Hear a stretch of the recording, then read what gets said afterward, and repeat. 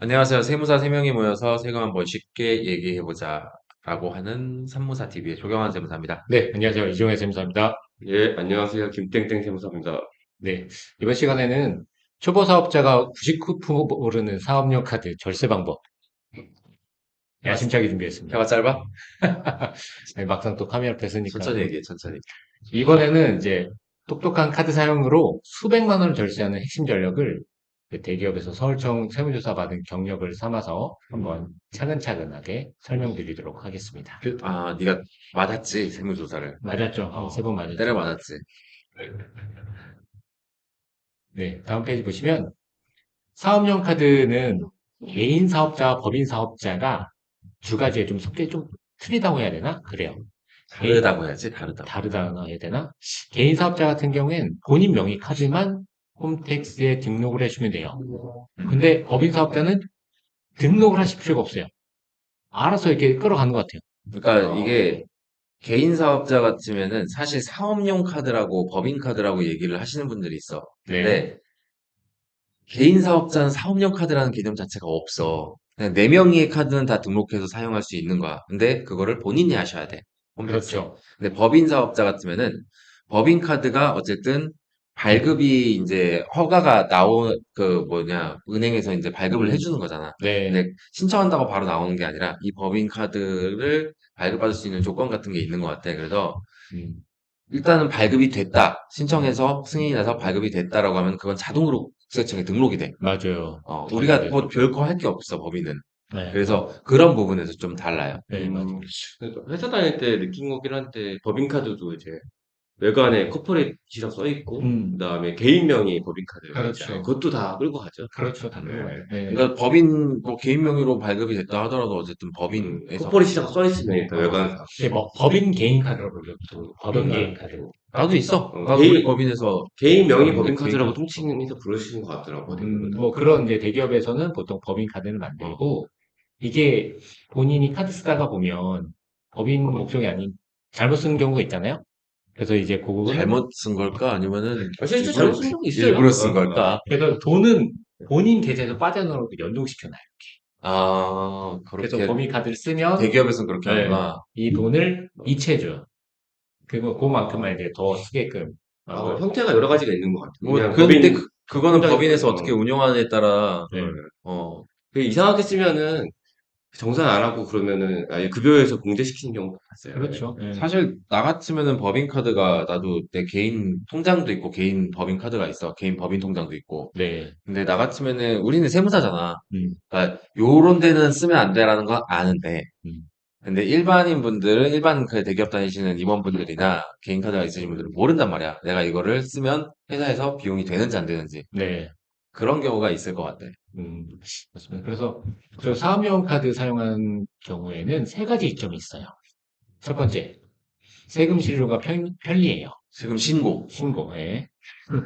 홈택스에서 등록만 하면 그 카드 사용 내역이 다 불러오기 때문에, 뭐, 따로 뭐 이거 해주세요. 저거 해서 증빙 안 드려도 되죠.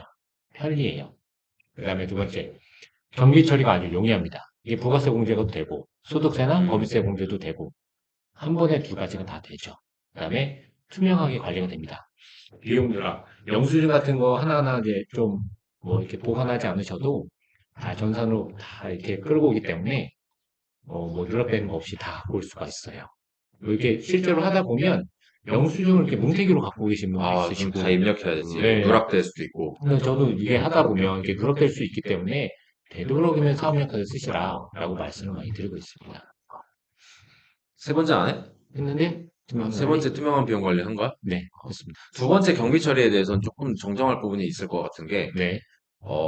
법인카드나 사업용 카드를 사용한다고 해서 전부 다 공제가 되는 거 아니에요. 물론, 아, 그렇죠. 네. 그 회계팀이나 아니면 세무사무소에서 이게 비용으로 공제되기에 합당한 금액인가, 부가세 공제가 되기에 합당한 금액인가를 한번 검증을 하고, 검토를 하는 거죠.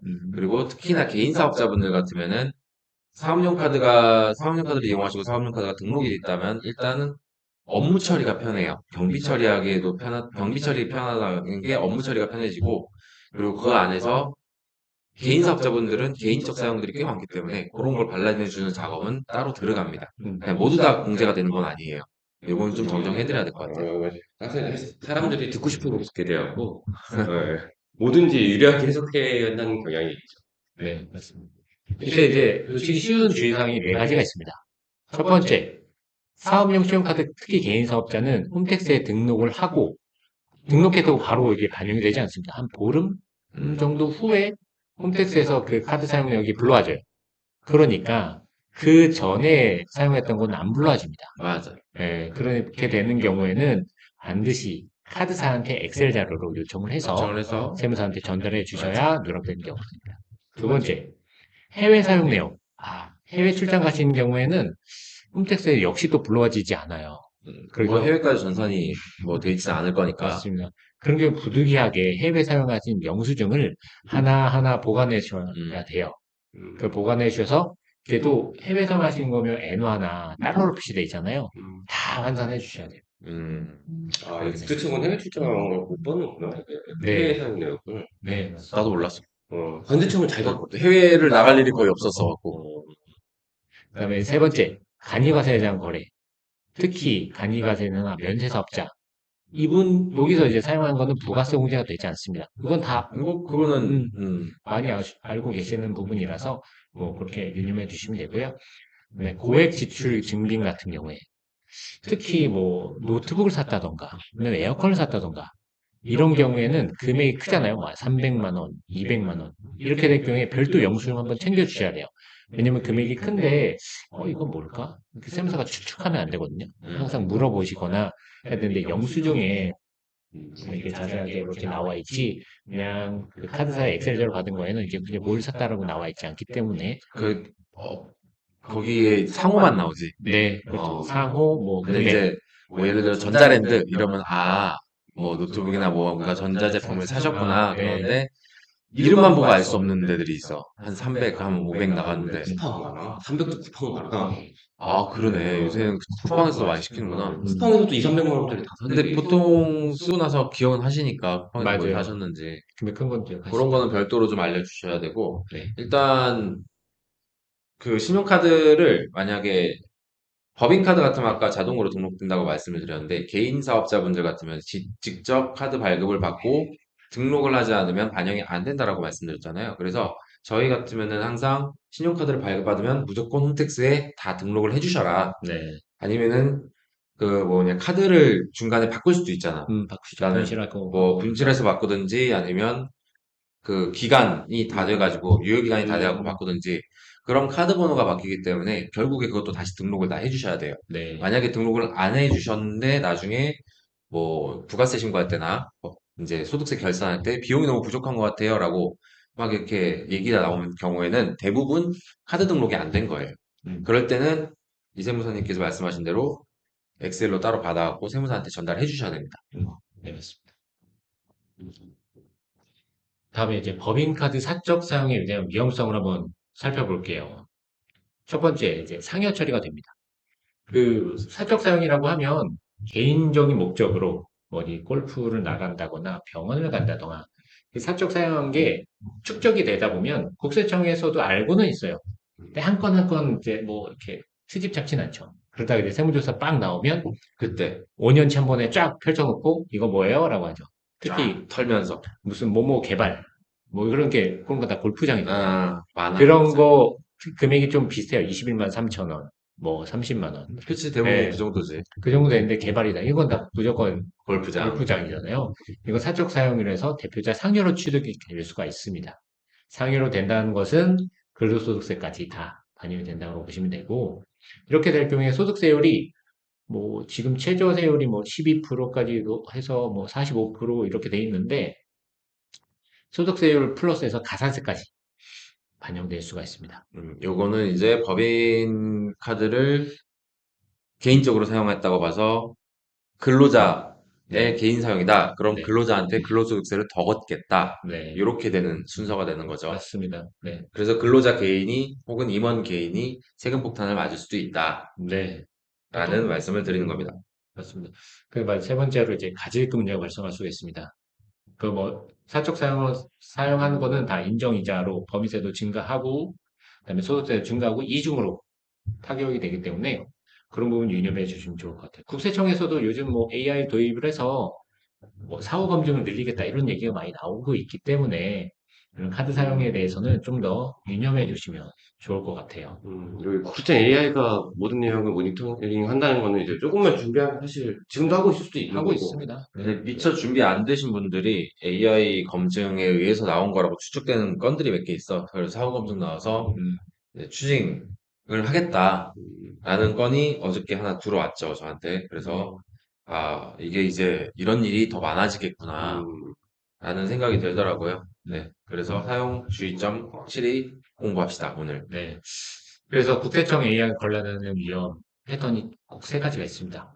첫 번째가 주말에 쓰거나 심야에 쓰거나 토요일 밤이나 이게 저희 그 국세청에서 자료를 불러오면 이게 주말에 썼는지 다 나옵니다. 요일이 나오지, 어차피. 네, 토요일, 일요일 표시가 돼 있어요. 근데 이제 보통은 주말엔 일을 잘 안 하시잖아요. 근데 주말에 사용하시는 것도 근로의 성격을 볼 수 있나? 사적 사용 아닌가? 라고 이제 의심이 갈 수 있기 때문에 주말 사용하시는 거는 되도록 네, 이거 주말에 일했을 때 사용한 거예요 라고 한다면은 이제 음, 출입 기록 물어보겠지. 주말에 출근했었는지 안 했는지. 그까지 봐야 돼. 조사 때는 그렇게까지 보니까. 아, 이제 조사 우리가 할 때는 그렇게까지는 안 하는데, 네. 네, 이제 조사 나오면 그렇게 주장하면, 그러면 주말에 출입했다는 기록 가져오세요. 라고 얘기를 하겠죠. 네, 두 번째가 이제 백화점이나 명품 매장. 당연히 안 되죠. 뭐 그런 거 많죠. 현대백화점 500만 원. 뭐 그런 건 당연히 누가 봐도 사적 사용으로 보여지기 때문에 이런 것도 주의해 주셔야 되고, 그 개인 사업자 중에 카드 결제 내역 보면 뭐 태권도, 관리비 이런 것도 많이 있어요. 이런 것 후원비. 역시 예, 사적 경비로 볼 수 있기 때문에 되도록이면 결제를 다른 카드로 하시면 좋을 것 같아요.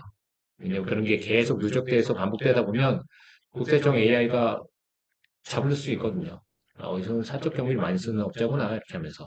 일단은 뭐 여행 경비 같으면은 해외로 만약에 간다는데 이게 세미나일 경우도 가끔 있단 말이야. 그렇죠. 뭐 세미나나 아니면은 진짜 미팅 출장 이런 네. 경우도 있는데 그럴 때는 미팅을 갔다 왔다는 증거를 좀 남겨두셔야 돼요. 네. 예. 왜냐하면은 일단 국세청에서 보기에는 해외 항공권이라든가 숙박비가 끊어져 있다.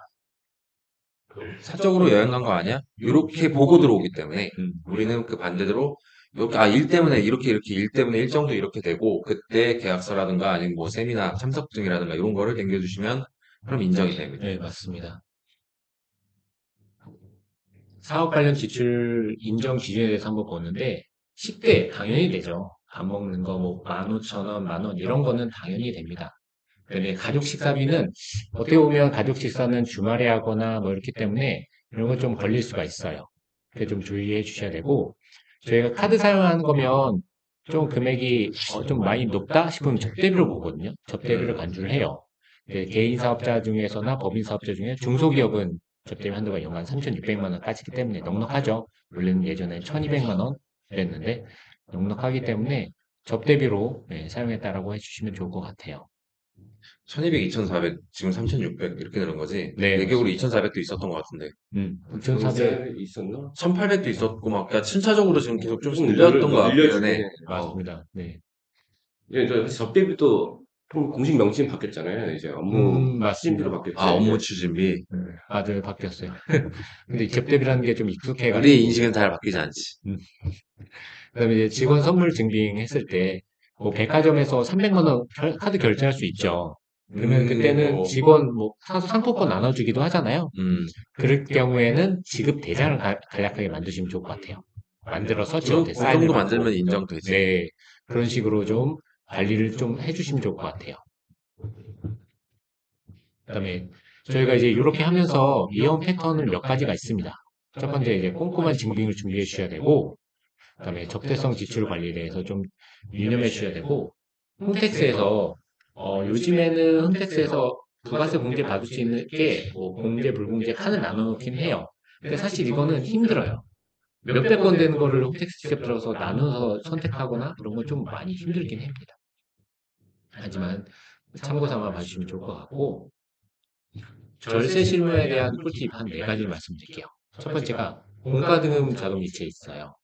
이게 통신비, 전기세, 인터넷 뭐 이런 거 카드로 자동이체 요즘 많이 하시거든요. 이런 것들을 통장에 자동이체 해놓으시면 통장 관리를 잘 안 맡겨주는 세무사 같은 경우에는 비용 처리를 못할 수가 있어요. 그래서 그건 자동이체 하고 꼭 홈택스 등록된 카드로 해주시면 좋을 것 같고, 이런 게 비용 누락이지. 네, 맞습니다. 이런 게 비용 누락이죠.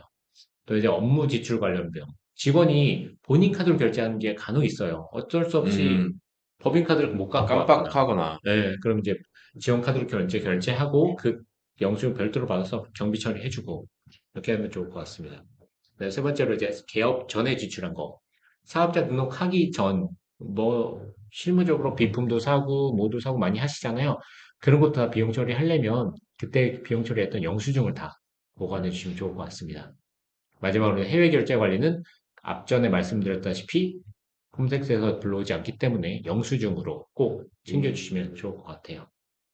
요즘엔 근데 해외 결제 해보면은 어디 여행 가서 아예 네. 뭐 은행에 뭐 트래블 뭐 땡땡 카드 이런 거는 트래블 카드 이런 거. 해외에서 한 거를 아예 리포트로 만들어 주더라고. 그런 걸 어, 이용해갖고 자료 그것도 처리를 하는 것도 괜찮죠. 차라리 그런 거에다가 하나하나 직접 모으는 것보다 그냥 음. 해외에서 결제한 내역을 쫙 은행에서 뽑아주면 어, 그것도 하나의 그거를 객관적인 자료니까. 통으로 주시는 게 오히려 편하지 않을까? 그렇죠. 어, 맞습니다. 네, 이렇게 해서 이제 사업용 카드 관리의 핵심 세 가지 한번 마지막으로 정리해서 말씀드릴게요. 첫 번째가 관리가 중요합니다. 모든 지출의 영수증을 잘 보관해 주시는 게 좋아요. 특히 고액 지출이나 접대비는 실물 영수증을 꼭 구비해 주셔야 되고, 두 번째, 세무사 수시로 소통해 주시는 게 좋아요. 그 세무사 연락이 잘 안 된다거나 담당자 뭐 전화하는데 뭐 좀 별로다. 부딪히거나 하시면 바꾸세요. 네, 바로 음, 네. 그러시면 되게 전화기도 거북스럽고 그러시잖아요. 그러니까 소통이 중요하시고, 마지막에 현금 영수증. 부득이하게 현금을 쓰시면 꼭 사업자용 지출 증빙을 요청하셔서 휴대폰 번호가 아니라 사업자 등록번호로 해주셔야 됩니다. 이렇게 해서 세 가지 말씀드렸고, 영수증을 관리를 잘 해주셔야 비용 누락되는 게 없고, 그래야 절세가 되는 길이기 때문에 꼭 사업하시는 분들은 사업용 카드 관리를 잘 해주시면 좋을 것 같습니다. 저 참고로 이сем사님께서는 야간까지 응대가 가능한 비즈니스 카톡창을 아, 운영하고 계십니다. 아, 언제든지 맞습니다. 채팅 가능하시니까 꼭 네, 이용 여기, 부탁드리겠습니다. 네.